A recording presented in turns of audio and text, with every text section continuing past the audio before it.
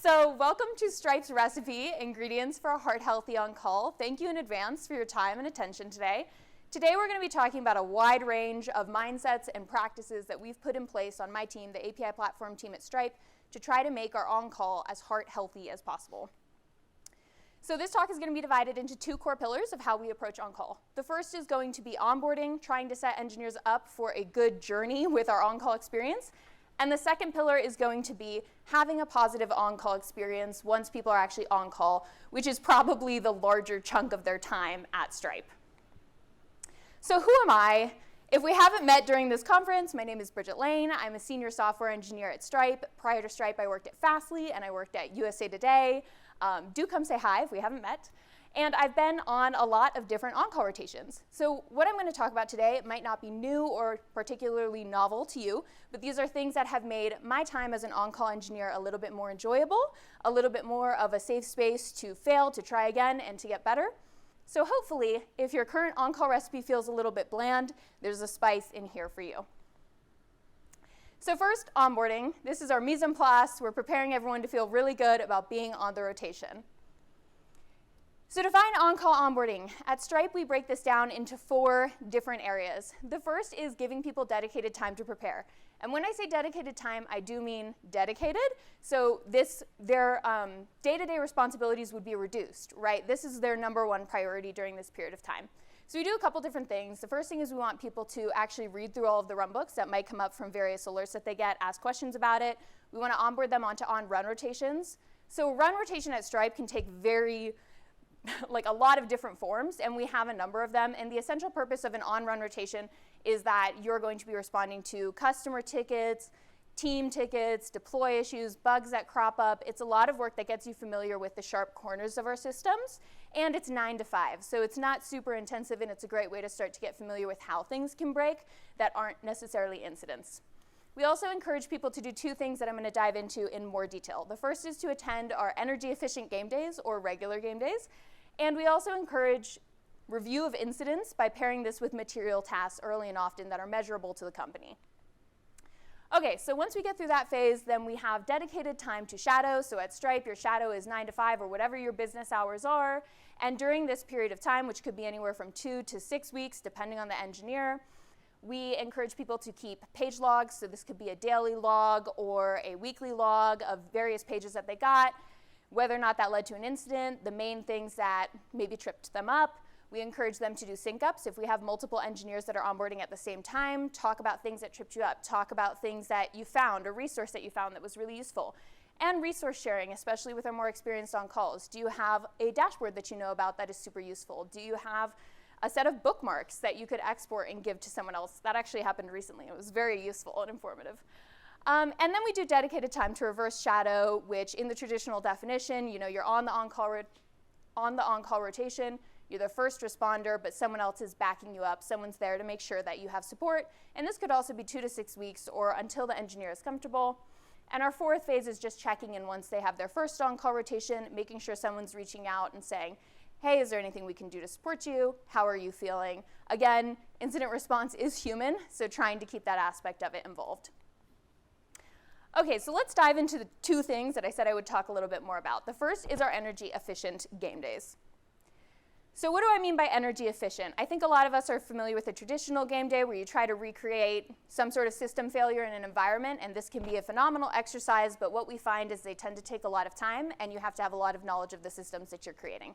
So an energy efficient game day is an exercise that we like for a lot of reasons. The essential format is that you pick a recent interesting alert. This might have led to an incident, but it might not have led to an incident. Any sort of page for a system that you found interesting. You grab the relevant timestamps and you pre-populate a template. So this is what our template looks like. Pick your sports ball reference here. And we preload in observability and logging platforms URL so the engineer can easily click into whatever span of time this alert happened. Once we pre-populate this template, we get everyone on Zoom for an hour, and depending on the alert, we give people about 40 minutes to triage. If there are a lot of attendees, we'll split people into breakout rooms. We have experienced on-calls who will help guide conversation if people get stuck. And in general, we bring people back together after about 40 minutes, and we talk about what went wrong. Where did you struggle with triage? You know, what tripped you up? What was super great about the runbook that you were using? Any and all questions about the particular incident. This is a great way to just, you know, brain dump the way that people went about solving the various problems that they were aiming to solve. Okay, so what do we like about this? It's time efficient. These are really, really low effort to plan. Once you have a template out there and you can utilize what's already happening, we all get paged all the time. If you have people who are coming onto your rotation, or even people who have been on the rotation, this is a phenomenal way to see how your coworkers triage ideas. Additionally, it's really fun. I just want to throw that out there. These tend to be very fun meetings, high engagement, high happiness coming out of it. Most people learn, even our more experienced on-calls learn something interesting from this. It's a great way to identify gaps in runbooks. In fact, we've never run one of these that didn't lead to some sort of runbook improvement. It's also a great way to trace through knowledge silos when it comes to your observability stack, to see a more experienced on-call engineer go through something in real time and see, oh, okay, they went from this dashboard to that dashboard. I wouldn't have necessarily made that, you know, connection. Why wouldn't I have made that connection? Asking those questions in a fun way, a problem-solving way, because we're all engineers and we enjoy this kind of thing, right? And you're maximizing the value of an old alert that has already happened, as opposed to just kind of seeing a page and letting it pass. Okay, the other thing we try to do is encourage our new engineers to be involved in incidents early and often. So we do a couple different activities with this. Instead of just telling people follow incidents, because this is helpful, we give them material tasks that we can then use to show that there's been some value, they're actually like doing something from this work. The first is to write the first draft of the post-incident report. This is great because you get a fresh set of eyes on your incident. When the more experienced engineer who's already like exposed to the incident or maybe was the first responder triaging it, they might not ask certain questions that would be really beneficial for your incident review. So A, it's beneficial for the incident, but B, it's also very beneficial for the engineer who's onboarding to your systems to get a little bit more familiar with stuff. We also ask our engineers to maybe assess some aspect of incident impact. So maybe they'll be like writing some queries to try and figure out a certain slice of customer impact, perhaps facilitate post-incident conversations, which can give them a great map of the org, start to introduce them to other teams, start to, you know, meet people, or to help identify and prioritize post-incident remediations. All right, so let's talk about our second pillar. You're on call, so now what? This is hopefully the majority of your time at Stripe on the rotation, right? We want this to be longer than the onboarding portion. So the first is keeping high quality runbooks, which is like a loaded term, right? What does high quality mean? So there are 4 things that we do on our team to like try to assess that question of like, what's high quality mean? So the first is, what's the document's purpose? What I've found in my career historically is it's very easy to make like a multi-purpose document where you're like writing about the system, and then you've got 3 paragraphs, and then you've got a history, and then you've got a systems architecture, but then it's linked out from an alert, and you have no idea why this is relevant in the incident except for it's about the same system that you're using. That's a multi-purpose document. The second question we can ask is, what level of detail does this document provide, and is it relevant for the document's intended purpose? So if you do have 3 paragraphs and it's a runbook, that, you know, that's probably a little bit too verbose for what you're using in an incident scenario. The third is, do you have the right level of detail for the audience? And this is a question of who's going to be consuming your runbook. Is there a possibility? Is there a world where one of your alerts can impact another team? Probably the answer is yes. So what assumed context do you have in there that is necessary during particular incident scenarios? And the fourth is, will this document need regular updates? If you're splitting your historical context and your runbooks, the runbooks are probably going to need regular updates. And in that case, instead of relying on best intent, we want to rely on process. So we're going to talk a little bit about various processes that we can put in place. Okay, before we get to that, here's an example of a runbook format that we really like on our team at Stripe. So here we have Essential Serve. This is very Command F friendly. It's very searchable. So for every alert that we have for Essential Serve, we're going to have the exact text that alert can produce, so you can go directly to the runbook and you can find it. We have immediate steps that you can take. So here we have a query for a logging platform. We have a command to SSH into our hosts.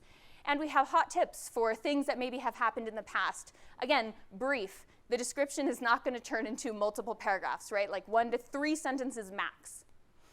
And then towards the bottom, we have our component links. So this could be source code, you know, your Puppet manifest, whatever might be useful, dashboard links.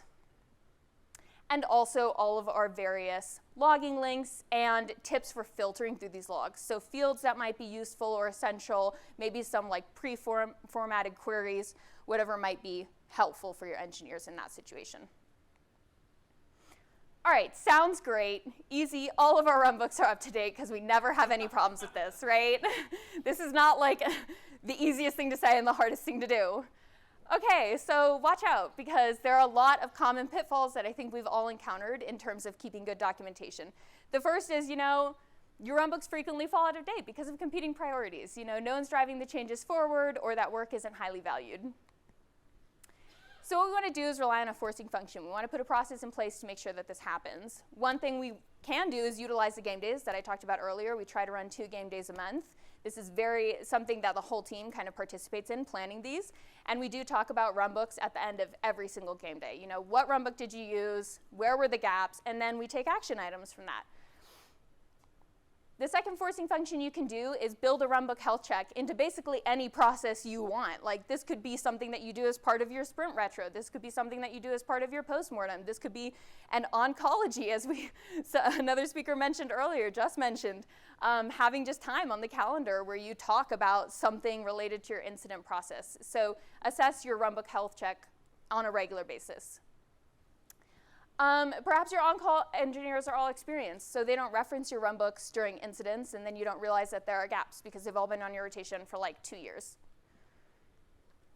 So pair refreshing your runbooks with onboarding. At this point, it might not be as crucial for you to have the most up-to-date runbooks all the time, but as soon as you onboard a new engineer, that's going to bite you. So if you do onboarding buddies or some sort of process, have engineers do a first pass at updating things prior to the new engineer joining, and then as part of that early and often engagement in incident response, ask the new engineer to, what was wrong, what tripped them up. It doesn't mean that they have to rewrite all of your runbooks on their own, but they can certainly bring up areas where there's room for improvement, and then the whole team can help, bring up that runbook quality. So really maximize that opportunity.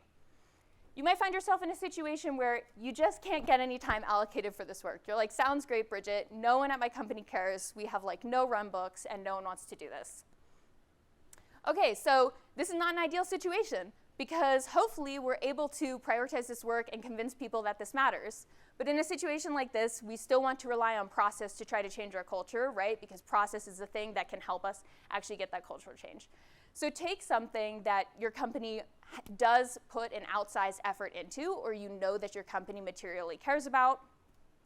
For instance, at Stripe, we have Black Friday, Cyber Monday. This is the biggest holiday that we have. And while we do invest in our runbooks on a regular basis, one thing that we do put an outsized investment into is Black Friday, Cyber Monday. So as part of that, we write a cross-team disaster recovery runbook, which is essentially one massive runbook compiled from various teams.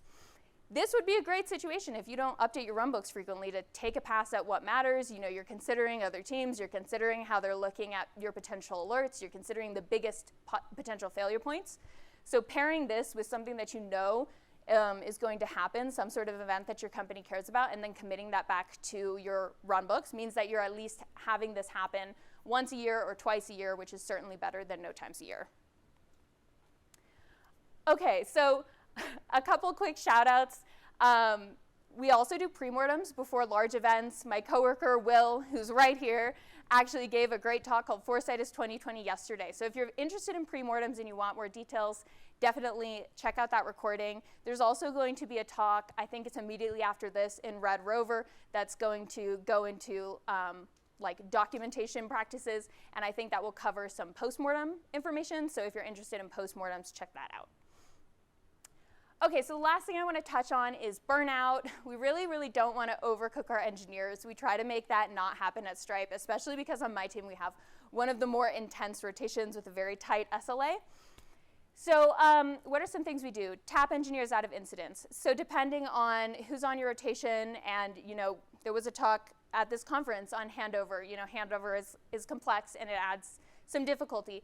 But after like 4 or 5 hours of triaging an incident, we try to just have a hard line, like that engineer's tapped out, we're going to do some context sharing, we're going to get someone else in there because your brain starts to slow down and things get rough. We also try to build in time off the rotation from the beginning.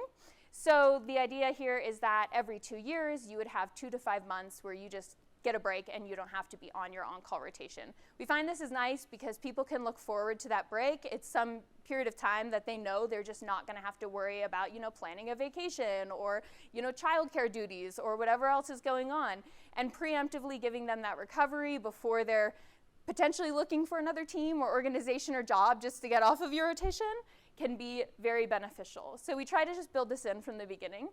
We also want to focus on work-life balance. Hopefully everyone here does this. You have an engineer who has a really rough night, they get paged at 3 a.m., give them the morning off, give them a 3-day weekend. And we try to prioritize having engaging work. I think it's really important if you're an engineer that's on a very tight SLA, rough on-call rotation, that you have something that when you come into work, it's beneficial for the company, but it's also materially interesting to you. If you come in and you're doing work that's really draining and just not fun, and then you also have a really rough on-call rotation, this is a recipe for burnout. So one thing we do to try to kind of assess how people are feeling on call is how easy is it for you to get coverage? How quickly does another volunteer offer to take a weekend day or to take 3 hours so that you can go to the dentist or pick up your kid or something like that? Normally, if our engineers are very willing to cover for each other, we take this as a good sign that people are not feeling too burnt out. All right, all in all, we have covered a lot of different ingredients in this talk. If you leave this talk with anything, I hope it's this. Make your on-call happen. Don't just let it happen to you, because an on-call that's an afterthought is a waiting game, and it leads to knowledge silos and burnt-out engineers. And with a little bit of time and attention and some seasoning, we can all work towards a happy on-call. So yeah, thank you for listening. If my slides didn't make you hungry enough, my Twitter handle is going to come for you. It's @BridgetNomNom. That was not intentional. Find me at lunch and the other Stripes who are here at this conference with me at lunch, and we could talk about good on-call practices. And I think we should have a couple minutes for questions if anyone has any.